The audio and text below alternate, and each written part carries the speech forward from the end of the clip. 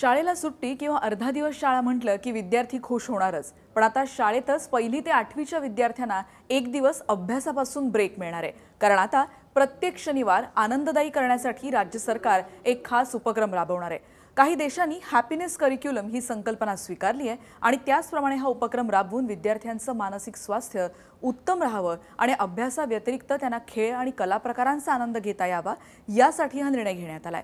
योग आणि ध्यानधारणेतून मानसिक ताकद वाढवण्यासाठी विद्यार्थ्यांची शनिवारी अभ्यासातूनही सुटका होणार आहे। ही अंमलबजावणी येत्या शैक्षणिक वर्षापासून केली जाईल। समाजात वावरताना सजगता, कथा, कृती आणि अभिव्यक्ती या 4 मुद्द्यांचा विचार या निर्णयामागे आहे। मानसिक आरोग्य स्वस्थ राखणं, त्यांच्यामध्ये सामाजिक आणि भावनिक कौशल्य विकसित करणं, शालेय स्तरावर येणाऱ्या ताणाचं व्यवस्थापन, विद्यार्थ्यांना सक्षम बनवणं, आत्मविश्वास निर्माण करून नैराश्यावर मात करण्यासाठी त्यांना सक्षम करणं हे या उपक्रमामागचे मूळ उद्देश आहेत, असं शिक्षण विभागाकडून स्पष्ट करण्यात आलंय। त्यामुळे आता दर शनिवारी शैक्षणिक वर्ग न भरवता शाळेचा पूर्ण वेळ आनंददायी शनिवारसाठी देण्याचं आदेशात नमूद करण्यात आलंय।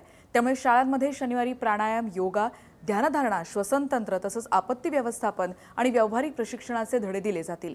त्याचबरोबर वित्त व्यवस्थापन, आरोग्य रक्षण कसं करावं, रस्ते सुरक्षा, त्याचबरोबर नातेसंबंध हाताळण्याचं कौशल्य देखील यात शिकवलं जाणार आहे। महत्त्वाचं म्हणजे आनंददायी शनिवार उपक्रम सुरू झाल्यानंतर शाळांना शनिवारी कोणत्याही विषयांचे वर्ग घेता येणार नाहीत आणि शाळेचा संपूर्ण वेळ हा आनंददायी शनिवारसाठीच वापरायचे स्पष्ट आदेश शिक्षण विभागाने दिलेत।